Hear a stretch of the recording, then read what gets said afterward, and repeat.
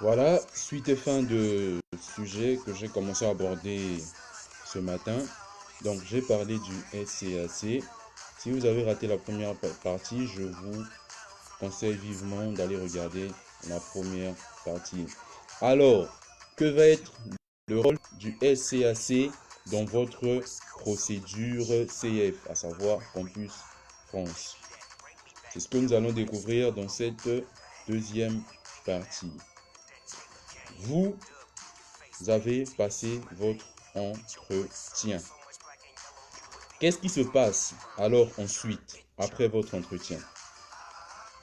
Dans mes dernières vidéos, je vous ai donné un peu, de façon un peu globale, ce qui se passe. Mais là, je vais vous rentrer en profondeur, je vais vous apporter encore plus de précision et vous dire ce qui se passe très exactement. Dans les moindres détails, ça va être précis. Comme ça, vous allez au moins savoir où en est votre dossier, qu'est-ce qui se passe actuellement après avoir passé votre entretien.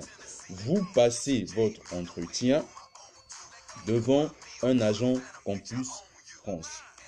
Une fois que vous finissez l'entretien, cet agent Campus France rédige un compte rendu, fait une synthèse, un résumé de votre entretien sans que vous ne le sachiez. Donc, Bino Bozaka Kanakacha, Yolé là. L'agent Campus France rédige une synthèse, un résumé de votre entretien dans laquelle ou dans lequel l'agent va marquer ce qu'elle a pensé de votre entretien. Elle va dire tout ce qu'elle a remarqué, bon, mauvais, est-ce que ça s'est bien passé et tout ça. Elle va faire un rapport. Pourquoi elle va faire un rapport? Eh bien, parce que c'est pas elle qui gère ça, c'est plus de son ressort. Elle fait sa synthèse. Donc là, si l'agent, si c'est une femme, hein, pour comprendre là, ce qui est à moi, si, voilà pourquoi je dis elle. Donc, moi, je me souviens que à l'époque, il y a qui moi, si mon téléphone a entretien. Donc, si c'est une femme, si c'est un homme aussi, il. Donc, vous, l'agent vous fait en fait une synthèse de votre entretien, de comment ça s'est passé. Donc, vous, pendant que vous tournez le dos, vous partez, vous sortez du bureau ou de la salle d'entretien, vous partez. Derrière vous, l'agent fait son rapport. L'agent fait sa synthèse. Comment s'est passé votre entretien? Comment vous avez réagi? Comment vous avez défendu votre projet? Et ensuite, elle transmet et le compte rendu de votre entretien et votre dossier au COCAC, c'est-à-dire au SCAC. Je parle du COCAC parce que c'est lui le supérieur hiérarchique dans ce service. Donc, l'agent Campus France transmet votre dossier au niveau du SCAC. Là, on ne parle pas encore de vos établissements. Avant que votre dossier n'aille au niveau de vos établissements, votre dossier passe d'abord par le consulat. Et oui, si vous ne le saviez pas. Donc, votre dossier passe par le consulat, par le service qu'on appelle le SCAC. Je répète, c'est le service de coopération et d'action culturelle. Votre dossier arrive là-bas, votre dossier est examiné. Il se base sur différents critères. Vos motivations à aller étudier en France. Est-ce que votre parcours, votre cursus scolaire correspond à la formation que vous avez choisie?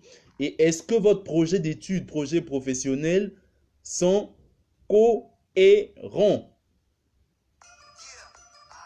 Donc, ils vont voir tout ça.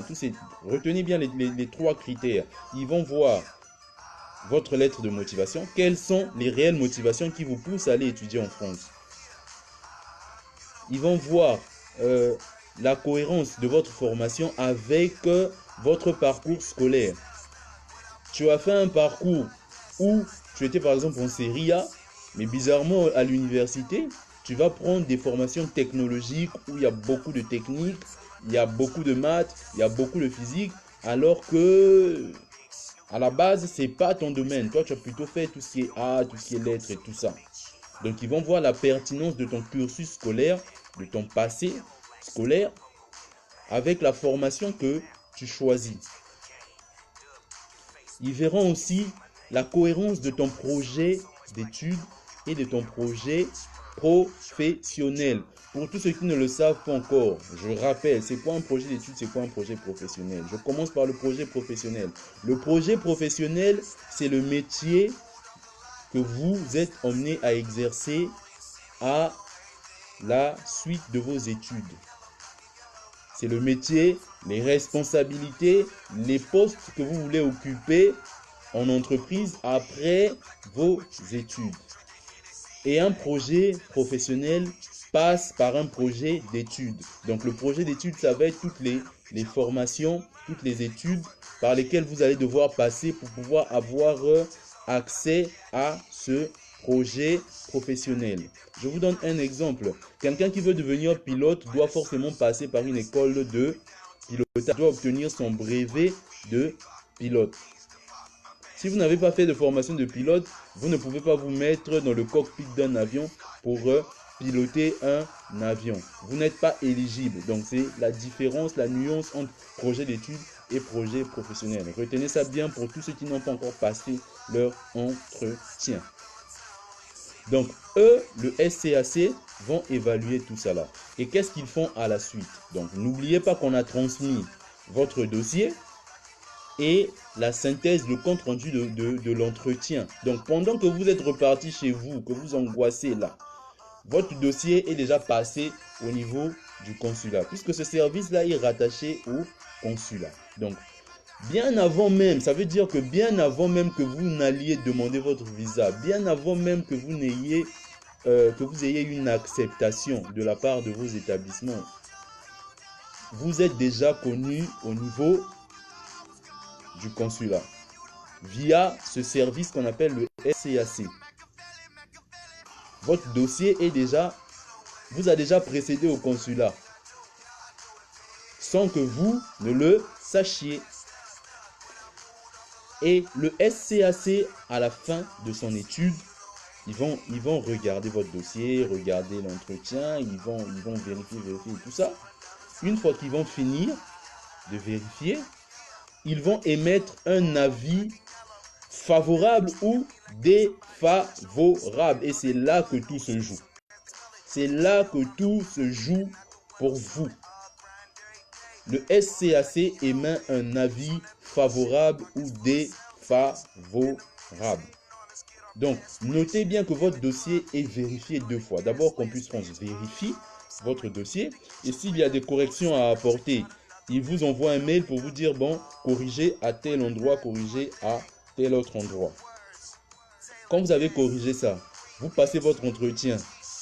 On fait une synthèse de votre entretien, un compte rendu qu'on joint à votre dossier et qu'on balance au niveau de ce service-là. Donc, ça veut dire que ça arrive au consulat. Ce service-là est lié directement au consulat ou à l'ambassade si vous voulez.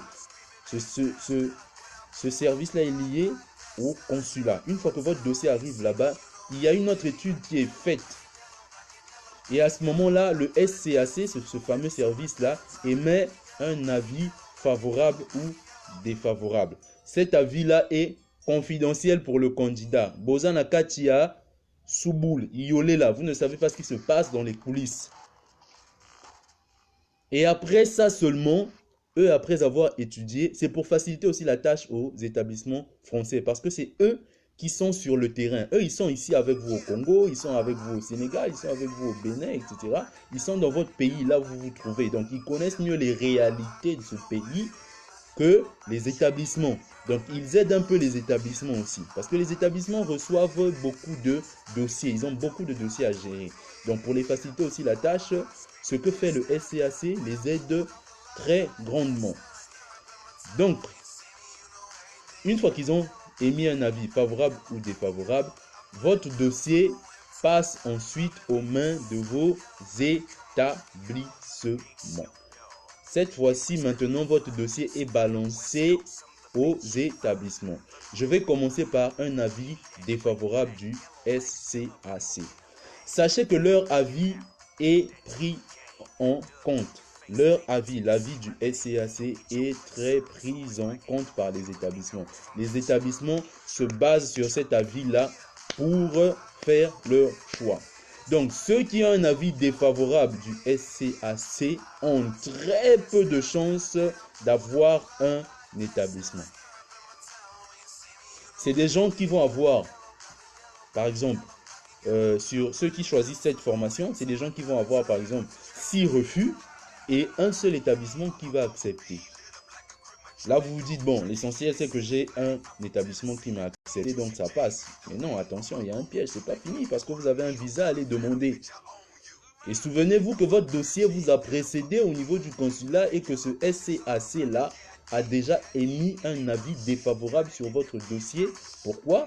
Parce que selon eux, ils jugent que parmi les 3 critères que je vous ai cités, à savoir vos motivations à aller étudier en France, la cohérence de votre projet professionnel et votre projet d'études, la pertinence de votre cursus scolaire avec la formation que vous avez choisie. Est-ce que vous correspondez à la formation que vous avez choisie? Est-ce que votre cursus scolaire, votre passé scolaire vous permet d'être éligible pour la formation que vous avez choisie? Donc, ces 3 critères-là.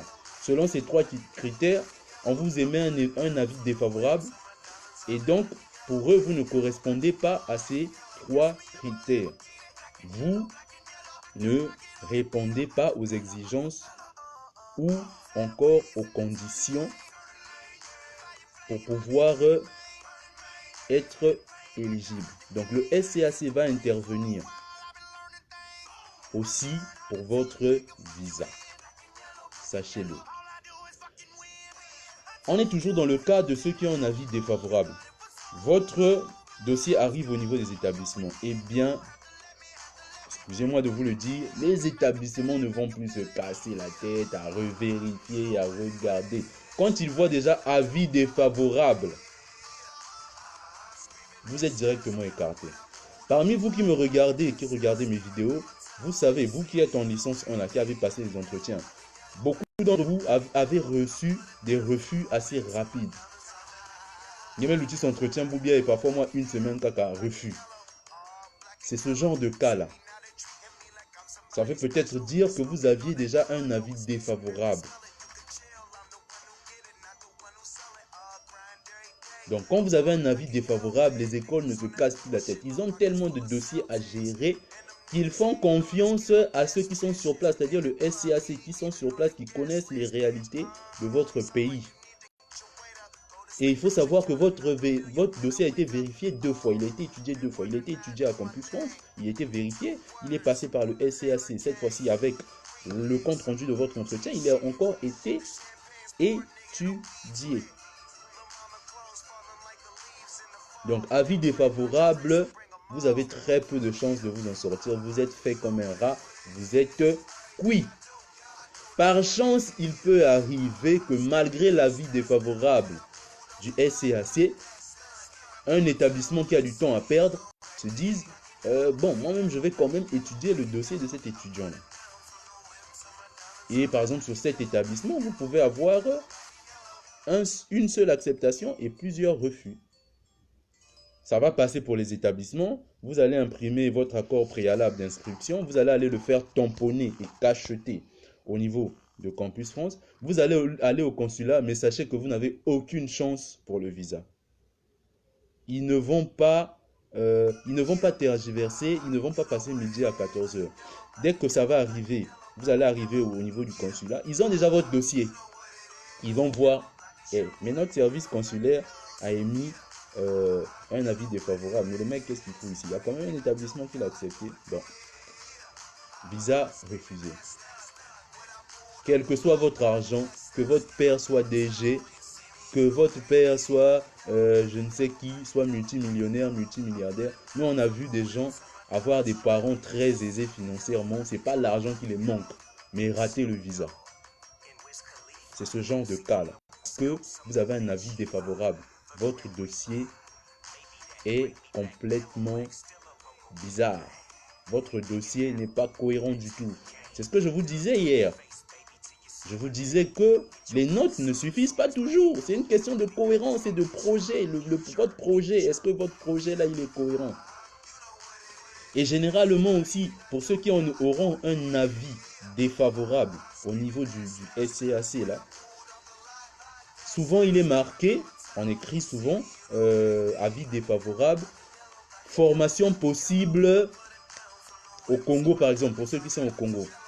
Donc, ça c'est des gens qui ont choisi des formations qui sont dispensées ici au niveau du Congo. Donc, le SCAC peut, comment je vais vous dire ça, peut se dire que, mais lui, pourquoi il veut aller en France alors que cette formation est largement faisable ici au niveau du Congo. Il y a des écoles qui sont qualifiées, qui ont tout ce qu'il faut pour pouvoir faire ce type de formation. Donc, souvent, sous un avis défavorable, vous aurez ce genre de commentaires. Mais cet avis défavorable, favorable est totalement confidentiel. Ça se passe à votre insu. La vidéo commence déjà à être trop longue. Donc, ce que je vais faire, c'est que je vais revenir pour une troisième partie. Et là, on va parler des avis, de l'avis favorable, de tout ce qui est un avis favorable pour leur dossier au niveau du SCAC. Seulement, ce que je vais vous dire, ceux qui ont un avis défavorable, quand vous faites un dossier Campus France, tout doit être cohérent. Il y a des gens qui sont en train de m'écrire. Aujourd'hui, on est le 19. Il reste juste quelques jours, voire peut-être 2 semaines ou 2 semaines et demie. Il y a des gens qui veulent quand même se lancer dans la procédure. C'est bien, mais faire ce dossier-là, faire cette procédure-là, suivre cette procédure-là dans la précipitation, c'est pas l'idéal. Parce que vous allez faire les choses rapidement, vous allez sauter certaines choses. Et vous n'allez pas être cohérent du tout. C'est un projet qui se prépare depuis des mois. Vous devez mûrir votre projet d'études et votre projet professionnel pendant longtemps. Ce n'est pas un truc qui se fait comme ça sur un coup de tête. Donc voilà un peu ce que je peux dire sur l'avis défavorable. Voilà pourquoi aussi vous devez carburer à votre entretien.